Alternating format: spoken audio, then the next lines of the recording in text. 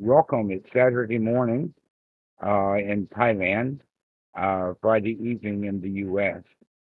And today we're going to be talking about Kalyameta friendships and things like this. Uh, Santiago, will you fill us in on the question? Yeah, a question was asked about Kalyanamitta noble friendship versus worldly friendship or like regular friends, and about obligations in relationship. Okay. Well, in the Pali, the word that we're looking for is Kalyameta.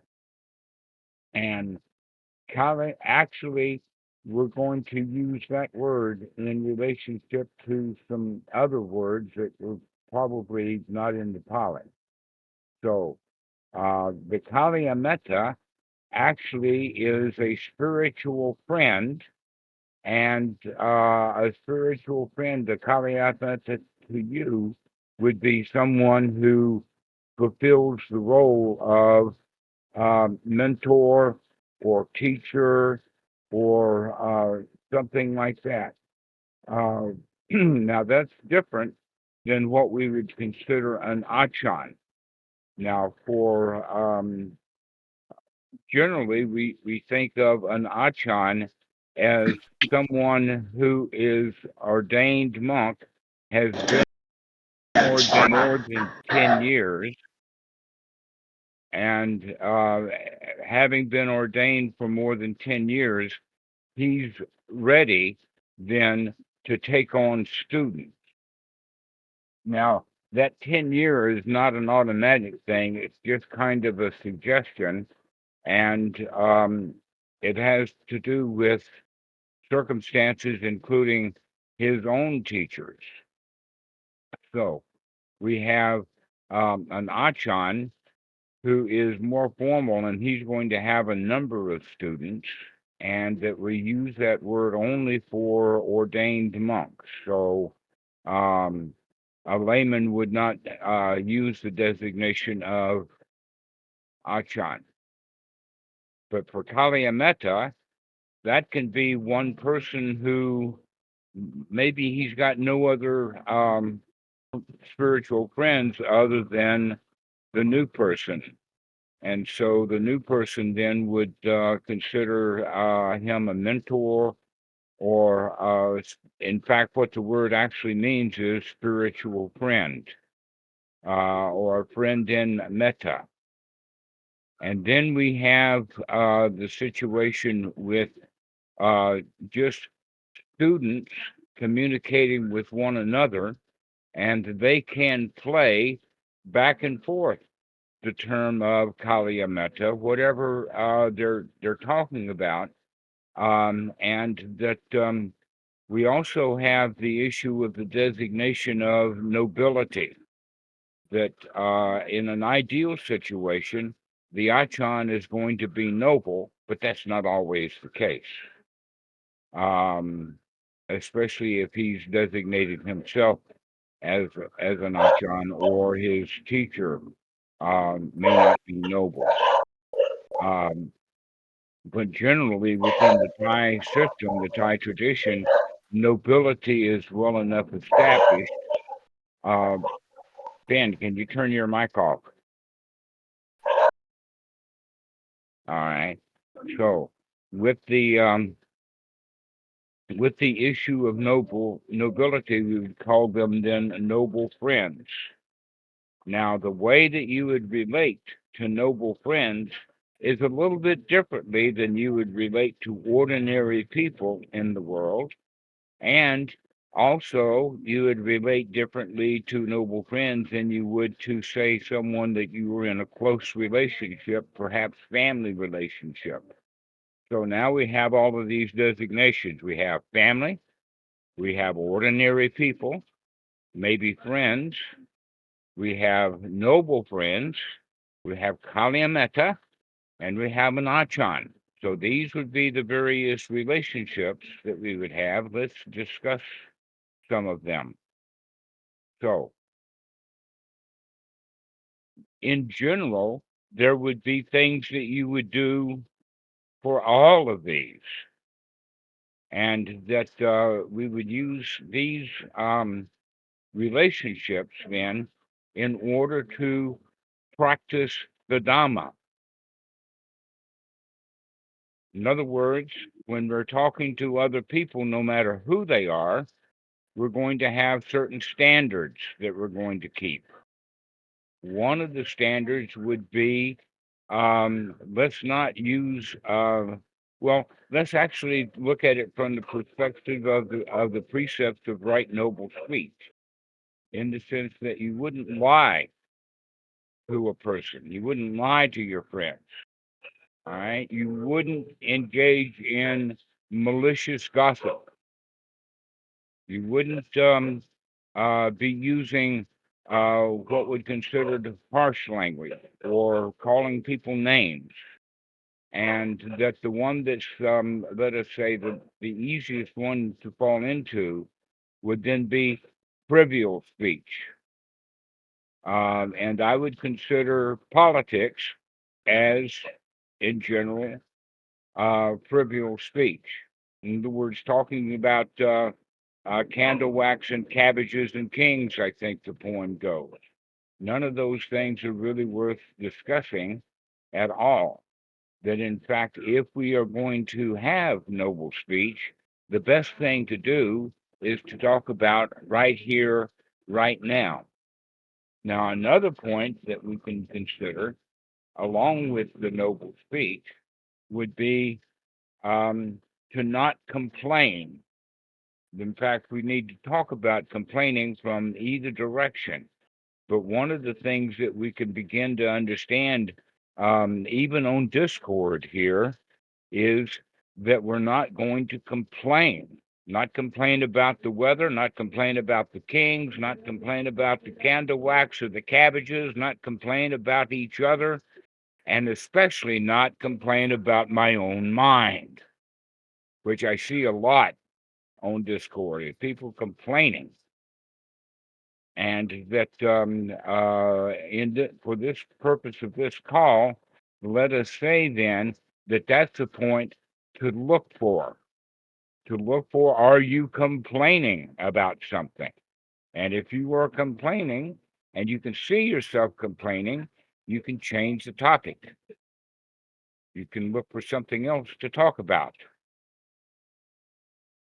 So that would be a good way of looking at it. In fact, possibly the very best way is that any time that you're engaged with another person, in all cases, no matter who it is, this is the time to practice Dhamma. This is the time for, you talk about meditation, okay, this is your meditation time, is when you're dealing with other people. Make sure that your speech is correct. Make sure that your speech is wholesome. Make sure that your speech is, let us say, encouraging. This would be the way to handle other people, regardless of what kind of relationship that you have with them. Now, the question would be, how do you handle other people complaining? Most likely, a Kalyametta is not going to complain. More than likely, a Kalyametta is not going to complain. Hopefully, your noble friends are not going to complain. That leaves you with the ordinary people who are either friends and family or strangers. Now, the funny part about it is that strangers generally don't complain. Now, they might complain if they're at a service center, let us say a Walmart place where you return goods. It's actually quite possible for you to return merchandise and not complain. However, the complaint department, they even call it the complaint department because they know that people are going to complain when they're returning goods. And so you can actually then say, all right, if you're here to complain about something, the complaint department is open. Now, one of the things about a complaint department staff is that they're trained not to complain back. All right. So, uh, a way of thinking about it is that you can commiserate with someone. You can say, "Oh, I understand that you want to complain. Oh, I understand that you don't like this product, or better still, I understand that you want to complain about you can't meditate for some reason." And in fact, I hear that often. I hear that quite often from people who say it's hard to meditate, and that what we can, in that regard, we can point out that actually look at the fact that you're complaining. Meditate on that for a moment. Recognize that you are complaining and that there is no need to complain. You, in fact, can accept yourself just like you would. I mean, if you took something back to Walmart and took it to the complaint department, that doesn't mean that you're going to storm out of Walmart and never come back, though that's happened many times. I've even done that myself. Complained about GM to the point that I had a rule in my mind that I would never buy another GM product. And then I wound up with GM products. I've never had that with Walmart when I was a young man. When I'd go shopping, yeah, I could return things to Walmart. So that's also what happens with us is when we go to complain about something, if we don't like the response that we get when we're complaining, we may storm out and not have any more to do with that person. Check that out in your own mind. Recognize that just because you're complaining doesn't mean that you've got to take an axe to the relationship. Also, when you're complaining, why don't you right then and there take an axe to your complaining attitude? That you can ask a question or straighten something out without having, let's say, that mentality of complaining, that you don't like it. All right. This is especially valuable with relationships. That in fact, possibly you could say that the number one cause of divorce is not money. The number one cause of divorce is complaining. That you're either complaining about yourself and what you don't like, or you're complaining about your partner. So if you can start to watch your mouth and not complain, you probably won't go around destroying things and destroying relationships. So this would be one of the things that we could say on this particular video. This is the main message: is when you're in a relationship with someone, whether it's an acquaintance, family, friends, noble, Kalyameta, or an Achan, don't complain. So I remember from time to time when I would be around Achan Po that people would come and complain to him, and his general response was sitting there and grunting and clearing his throat from time to time. And that's all he would give them as a response. Why was that? Because he knew that if someone was there to complain about something at Wat Suan Mo, more than likely, when they left him, they'd go someplace else and complain. Which meant then that if he didn't have to deal with people's complaints, he'd go get their complaints solved someplace else because other people would listen to complaints. But Achan Po, he wouldn't listen to the complaints.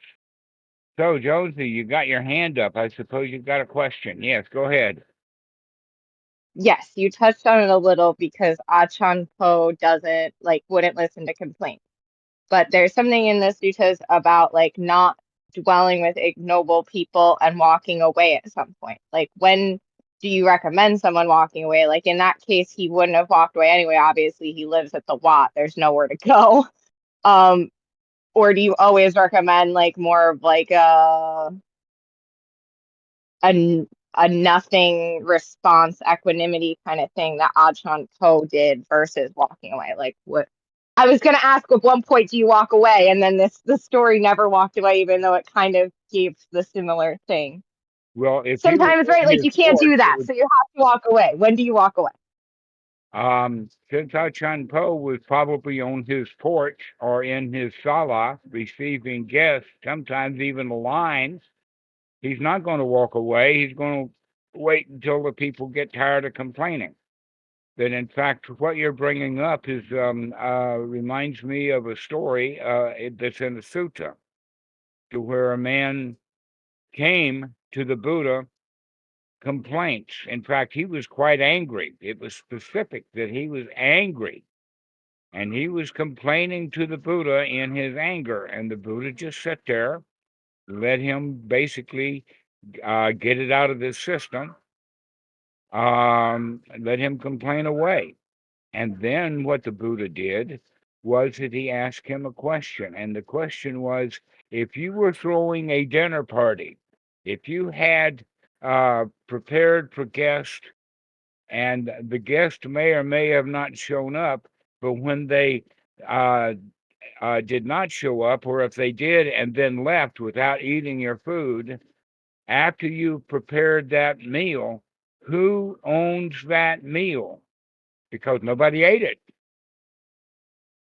And the man had to admit that if I prepared all of that food and nobody came to the party, then I guess that food is still mine. And then the Buddha pointed out to him, well, you've brought your dinner of anger and I'm not eating it. Therefore, who does the anger belong to? So this is a way of looking at it. Don't take your complaints to people because you don't want them to eat it. So turning that around, if someone is complaining to you, you don't have to eat it. You don't have to eat what they're selling. Just like Achan Po, he just didn't have any response to it. Now, if you have the opportunity to walk away, go ahead. Then, in fact, I highly recommend that in the case of there's one particular kind of complaining that I would call an argument. That if somebody wants to argue, the easy thing to do is say, oh, I've got to go to the restroom. I've got to go to the toilet. I'll be right back. And then you don't come back, leaving them again with their argument, leaving them with their complaints. If there is, let us say, a position that you're in, let us say that you've offended someone and they're complaining about the fact that you've offended them, then you can hear that out, figure out whether they're correct or not. This takes some wisdom because normally we just want to reject it. Oh, they don't know what they're talking about, where in fact they've got a legitimate complaint. So you can actually, if you can, repair that. You can fix it because you want to have the relationship in a good state. So if you do have someone who is complaining legitimately, that basically what that means is that there was a time in the past when you were not meditating, you were not careful, you were not listening to what was going on. You actually offended someone to where I would say offhand that some people would say, well, maybe what that means is the Buddha never offended anyone. And that's not true. That in fact, he would tell the truth. And that if the truth offends, then it's not freeing right there in that moment. That in fact, there's a very famous statement. This statement was is not Buddhist. I I understand from history that this was published in the New York Times. Um, I've forgotten who was credited with it, but she said that no, she had heard it someplace else. But here's the statement, and it is a take on what Jesus said. Jesus said, "Ye shall know the truth, and the truth shall set you free." But the rest of the statement is, but first it's going to piss you off. So if you tell somebody the truth and it pisses them off, they're just pissed off at the truth, not at you. And so we can actually handle that. That actually happens in noble relationships, I'd say, quite often. When somebody comes to complain and you mention that they're complaining, they may not like that. They get pissed off when you mention that they're complaining. Well, what are we going to do about that? Well, we're certainly not going to eat their complaints. We're just going to leave it there. Or perhaps we can do a better explanation. But in fact, that's one of the things that I have seen happen quite often on our Discord group is that somebody comes in to complain, and then somebody else hits them with the truth, and they don't like that. And then another noble friend will come in and appease the situation.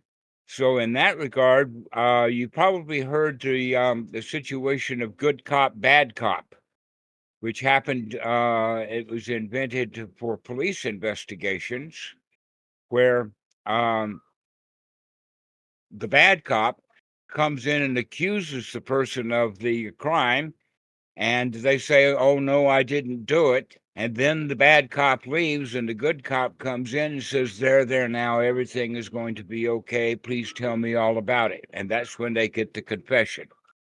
All right. So this is actually something that can be done in teamwork. I've seen it actually happen spontaneously.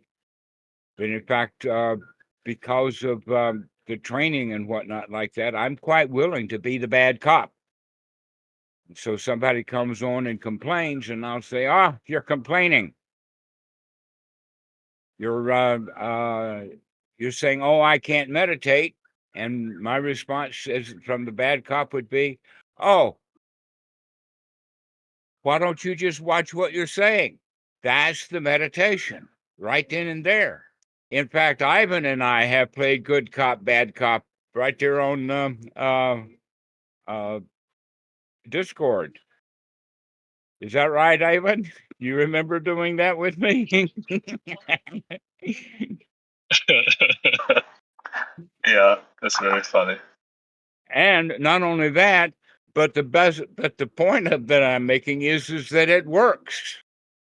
And it's also possible that you can play good cop, bad cop.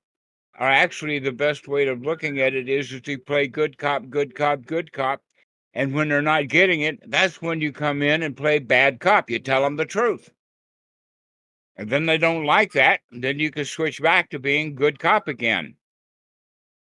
So this is the way that you can handle it, especially when you're in a situation like on Discord, where we're expecting people to make changes.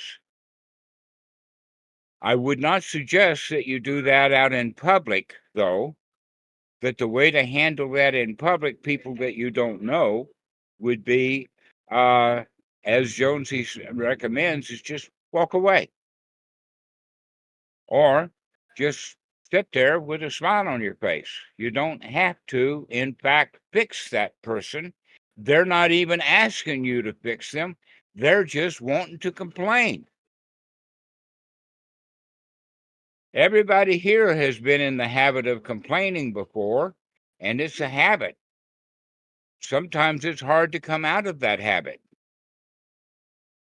So the question is, can you, in fact, not jump into that habit when other people are trying to give you that habit, when they're trying to bring it up so that you will go along, commiserate with them, say, "Yeah, ain't it awful?" But in fact, I'd like to give you that statement as a playful statement.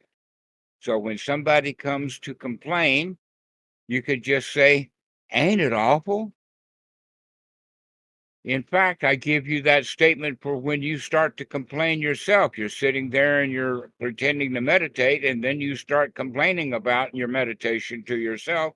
You can come up with, yeah, ain't it awful? I can't complain. I mean, I can't meditate. Oh, poor me. But we can do it in a funny, sing-songy way as a way of waking up. You can become your own court jester. That in fact, that's the duty of the court jester, the joker, is to be able to tell the truth and not get his head cut off. And so this is historic in court situations that someone has got to play the joker. And so you can say then that the bad then is the joker. He's going to come in and say something really weird, get somebody's attention, and then if there is a friend that's on Discord with you, like Ivan, then he can come in and play good cop. But out in the world, we don't have that situation. So you don't have the opportunity, but you would in your family.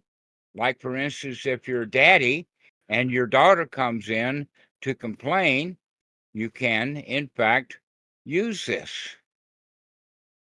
So what I'm actually saying in a way is you have an opportunity to practice Dhamma every interaction. Every time that you open your mouth or every time you open your ears, that's the time to practice Dhamma. Now, I would go so far also as to when someone is complaining or when someone is trying to make a statement, part of your job is to listen. That in fact, if you're in class, that's an important time to listen. That would be your practice. That would be your meditation. That if you're in a classroom situation and the teacher is there to impart information, your job is to listen. A lot of people think that their job is to take notes, but often when you're taking notes, you're not listening. You hear something and then you write it down, and while you're writing it down, you miss the punchline. So I would recommend, instead of taking notes, maybe take a recorder or something that's going to take the notes automatically for you so that you can actually, when you're in a situation with a boss, with a teacher, in ordinary existence, your job is to pay attention, to listen to what's going on. A next point would be, what about when you're out driving the car? The answer then is, now is the best time that you can meditate. Right now, your job is to pay attention to the road, pay attention to where you're going. We can also use that in other situations. An example would be, suppose that you're sick or maybe very tired, and you say, oh, I'm too tired to meditate. Being tired, that's the absolutely best time to meditate. What do I mean by that? Oh, well, I'm tired right now. That's okay. I'll just sit here and enjoy being tired. Or if I'm sick, that's the best time to practice. In fact, this is something that Buddhadasa said, that when you're sick, the best time to meditate is when you're sick. Instead of saying, oh, I'm too tired, oh, I'm too sick to meditate, the answer to that would be, right now is the best time. Then, in fact, any time that you're in a negative state, let us say, any time that the mind has hindrances in it, any time that the mind has obstructions, unwholesome thoughts, instead of saying, oh, my mind is clouded, oh, I'm too worried to meditate, the answer to that would be, guess what? Oh, no, now is the time to pay attention. Look at that worry, recognizing that, ain't it awful? I'm so worried. Then you can lighten up. Now, someone recently asked, well, if you're sick, Wouldn't you want to pray to get better? The answer to that is you don't have to pray to the outside. There's no sky daddy. There's no deity up there that's going to help you to feel better. But you can make yourself feel better by being okay with you being sick. I'll do it tomorrow. Right now I'm sick. Let me enjoy being sick. I'm tired right now. Let me enjoy being tired. So this is also a way of handling your own mind. Instead of complaining, oh, I'm too sick to meditate, oh, I'm too tired to meditate, or oh, I'm too worried to meditate, we can say, hey, Mr. Bad Cop, I need you right now. Come in there and whack me. Wake me up. And then we bring in the good cop and to say, yeah, everything's all right. No worries, no problems. So you have that dual job to do with yourself. One is the waking up, and the second part would be the nurturing. Now, normally what happens is that we'll just be critical. We'll just have bad cop, bad cop, bad cop over and over and over again. That's not the solution. That if we're bad copping ourselves, we can also bad cop other people. We can complain and complain and complain and complain. In fact, that's probably the most notorious cause of divorce, is we just keep yapping and not ever come to any conclusion. So this is how we handle other people, is we handle their complaints by either silence or walking away or playing good cop, bad cop. It depends upon the situation. And you could say generally when you're dealing with someone that you don't know well, you don't have any responsibility at all to fix them. You don't have any relationship. This would be like there's no reason for you to get involved with politics because politics is not your business. Well, if you're a politician, then politics is your business. But then I would recommend that if you're a politician, look at what you're doing. If you look closely, you'll probably quit that job. There's a whole lot of jobs that I would recommend that people do not keep. If you're going to be Dhamma dude, there are a lot of jobs that actually the job itself is dispensing dukkha to people. Cops, don't become a policeman. I've had 4 or 5 different cops who have come to me about the Dhamma, and my recommendation after I get to know them was, if you want to practice Dhamma, you got to quit that job.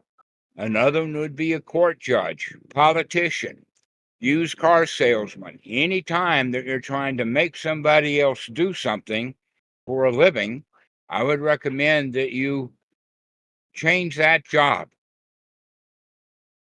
Yes, Jonesy, go ahead. Since you brought up vocation anyway, cosmetology opinion. Pardon? Opinion on cosmetology as a vocation.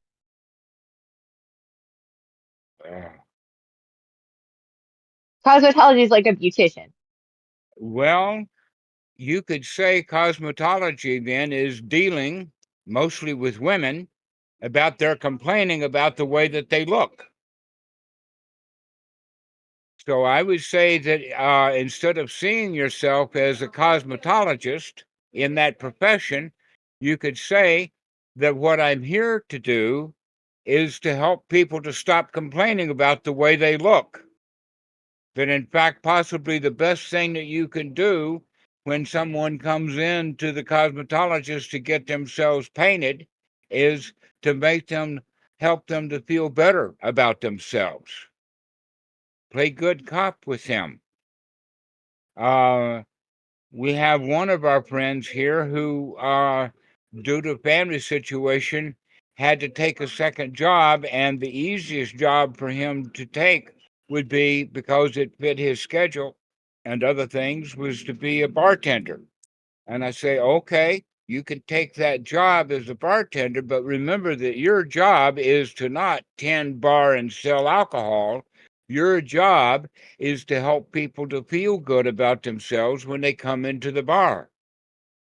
That if you can get somebody to have one drink and feel good about himself after one drink, then he'll stop drinking. But if he feels bad and drinks and feels bad and drinks, he can get really, really drunk and still feel bad about himself. Maybe even start a fight. And so there are certain kinds of professions that you can get that point across for yourself is that you don't have to be a cosmetologist. You can be a psychotherapist with an art studio behind you. That's the way to look at it, is that you're not there to paint people's faces because they feel bad. You're there to help them to see that it doesn't matter how they look on the outside, because if they will have a beautiful attitude about what's on the inside, then they're going to be beautiful people. Then, in fact, I will go so far as to say that because of let us say the circumstances in the time of the Buddha, that they did have mirrors, but almost always a mirror was polished metal. They did not have the kind of mirrors that we have with glass with a silver backing like we have in modern times. So when we talk about a mirror in the time of the Buddha, we're talking about something precious, something expensive. And the Buddha then made an injunction about having mirrors. Well, I really like that idea. I like it for everybody. Let's start avoiding mirrors. Why? Because if I'm ugly, that's other people's problem. I don't have to look in the mirror. I don't have to see myself and think I'm ugly and want to go to the cosmetologist. That I don't need that. So, for this, avoid that kind of reflection for yourself. And if you do, you can say, handsome man. Or, wow, I'm okay. I'm gorgeous already. I don't need to put up any makeup. So this is the way of looking at it. It's all a matter of your own attitude. And that any time that you're dealing with customers, have that attitude of now is the time to practice. When you're sick, have that attitude now is the time to practice. When you're in a conversation where somebody's complaining, remember, now is the time to practice the Dhamma. You have a choice if you can remember that you've got a choice. But if somebody comes to complain to you and you don't like what they're saying, if they're complaining, if they're in fact condemning you, if they're criticizing you, that's the absolute most important time that you need to practice. Why? Because if they're complaining to you, if they are criticizing you, more than likely they're not criticizing you at all. They're criticizing something that's in their own mind.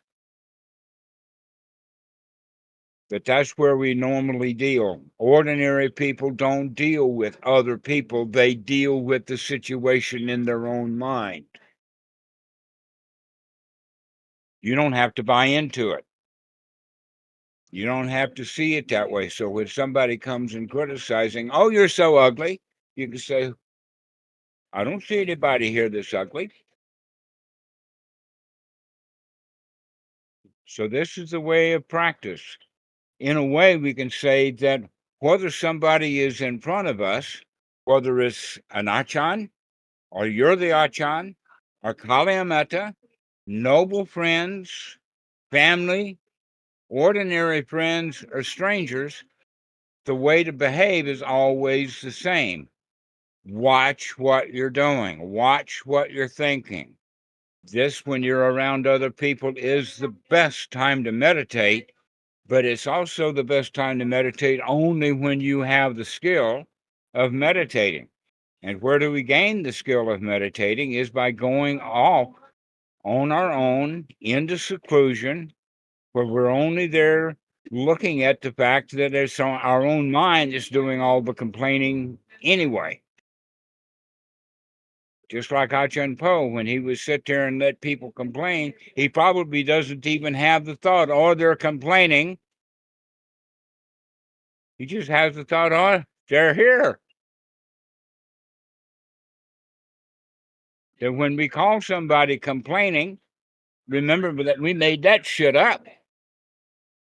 So when somebody's complaining, when somebody's criticizing, recognizing that they made that up and that you're making up what you're making up about what they made up. And there's nothing real here.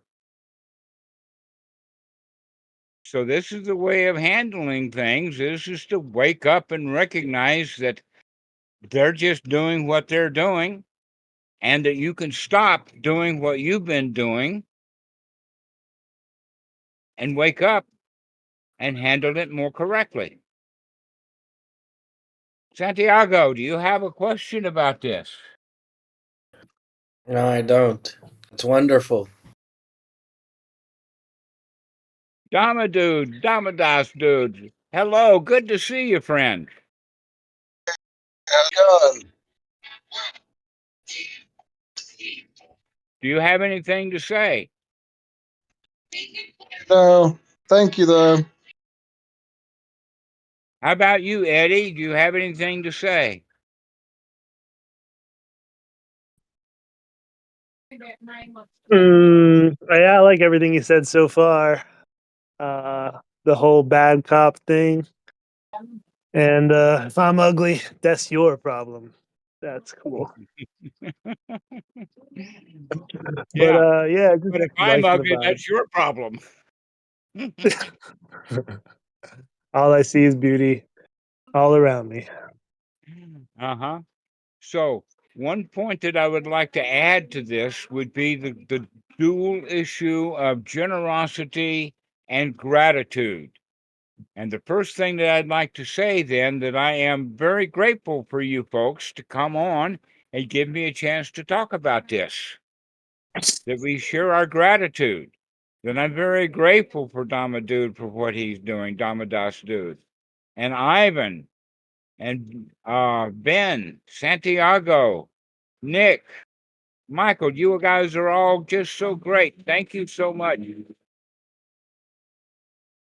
And so that's the whole point about gratitude. If you have gratitude, you will also have generosity.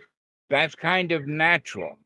But the way that we handle it within the Dhamma is not by paying someone back, but rather paying it forward. Probably the most classic example of that is that you each one were raised by your parents, and you owe them a debt of gratitude that can never be paid. I got some wisdom. I got a whole new life based upon what Achan Po gave me, and I could never pay him back. For what I'm doing with it instead is paying it forward by giving you the benefit of what I've got from him.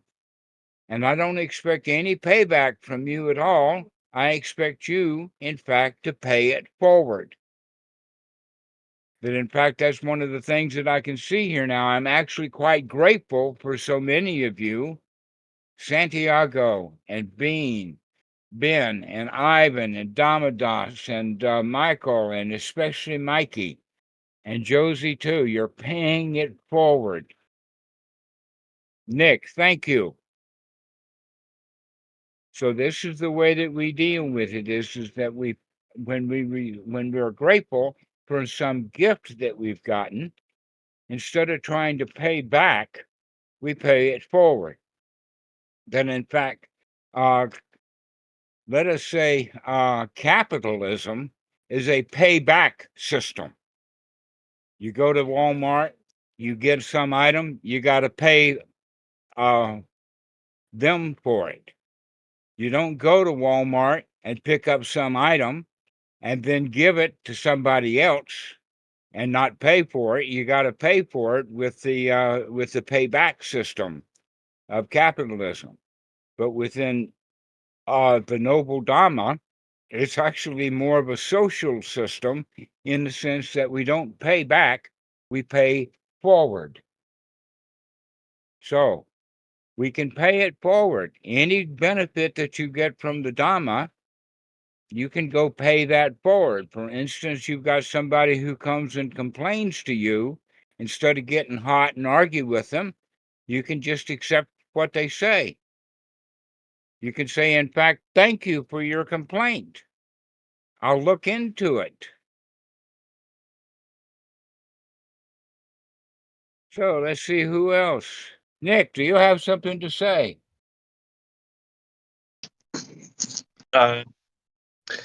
This kind of reminds me of something I was thinking about today, which is just like instant karma, where if you're in a good mood, you can send that to other people, and it's gonna bounce right back to you instantly. So, like if you also the other way works the same. So if you see someone as ugly, you're gonna be in a bad mood, and you're both just gonna be exchanging negativity. That's right, Nick. Let me say it this way.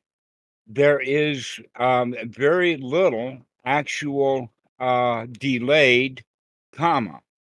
Almost always, comma has an instant and somewhat opposite reaction. That Newton's second law of thermodynamics was that for every action, there's an equal and opposite reaction, and it's almost always instant.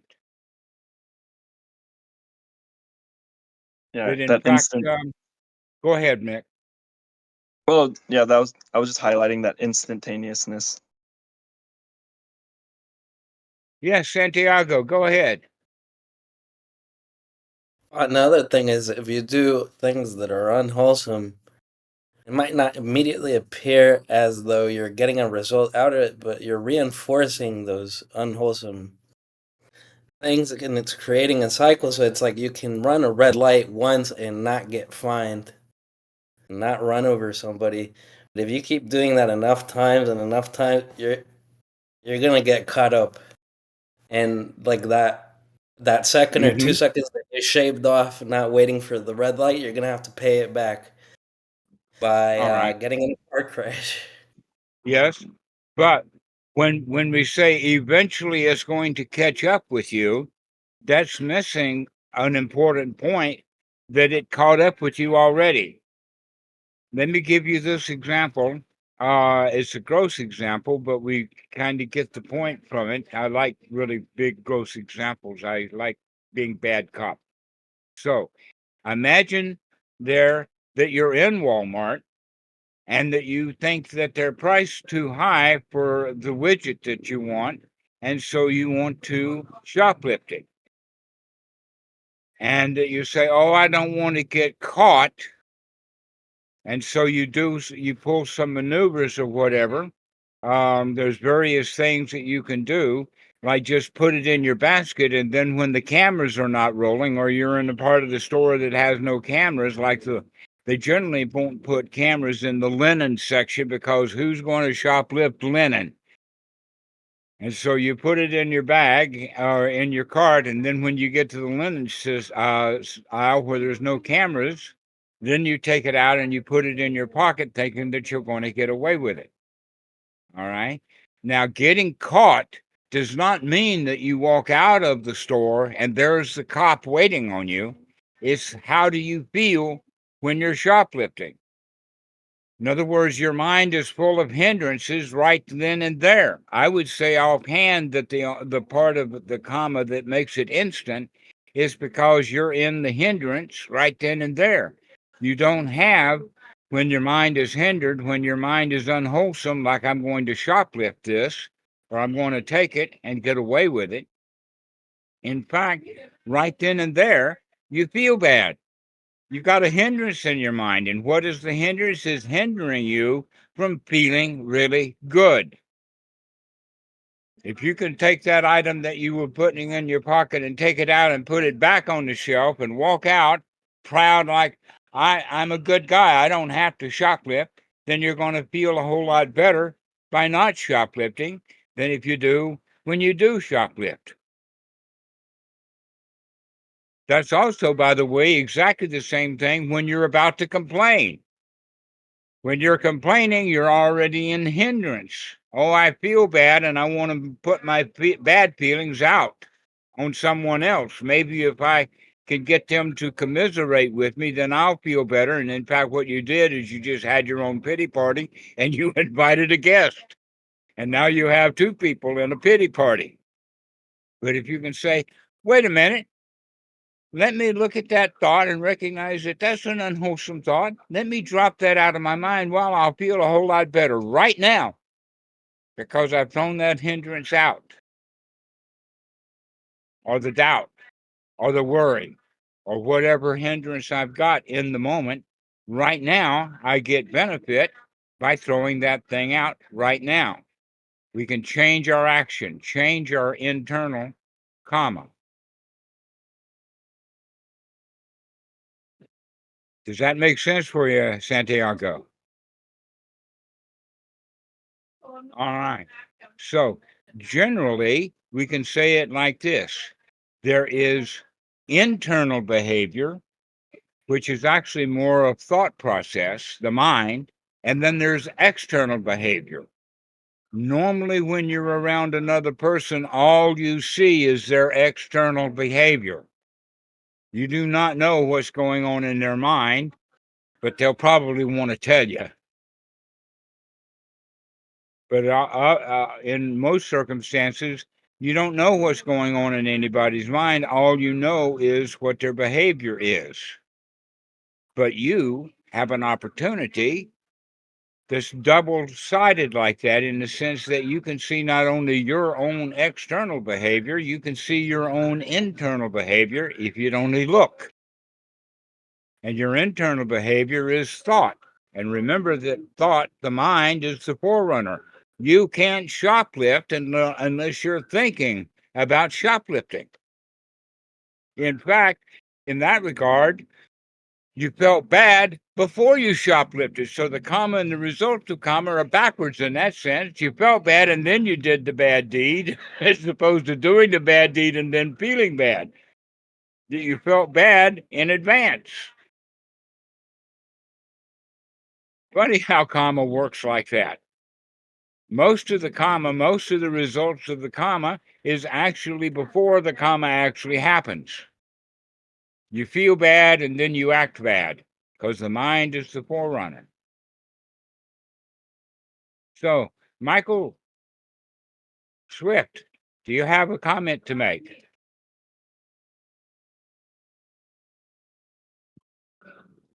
No, I do not.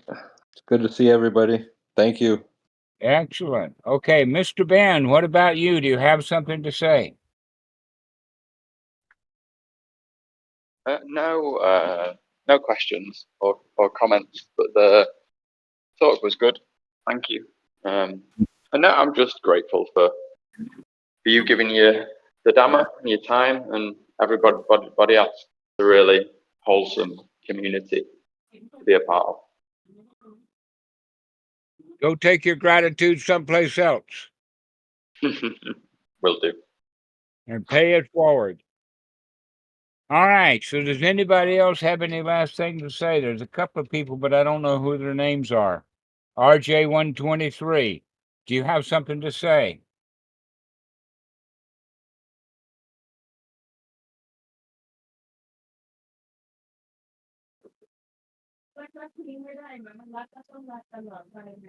How about you, Hagstar? I have nothing to add. All Thank you. right. So, Mikey, why don't you take this thing home? Yeah, thank you, friends, for being here today.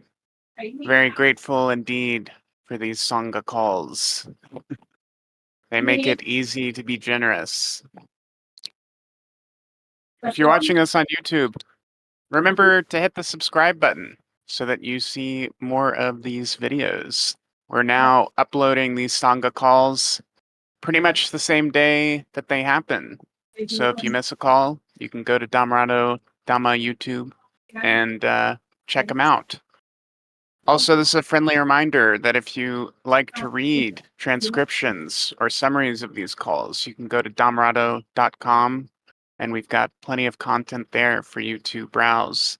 And we've actually been working on some updates for that site that you will see relatively soon. We're going to be very happy to show that off. So yeah. All right. Well, thank you all for coming. It's a big crowd today. Does anybody have any last words? Yeah, I'll be here if anybody wants to talk after the call. Yeah, you guys want a jawbone, just stay on the call.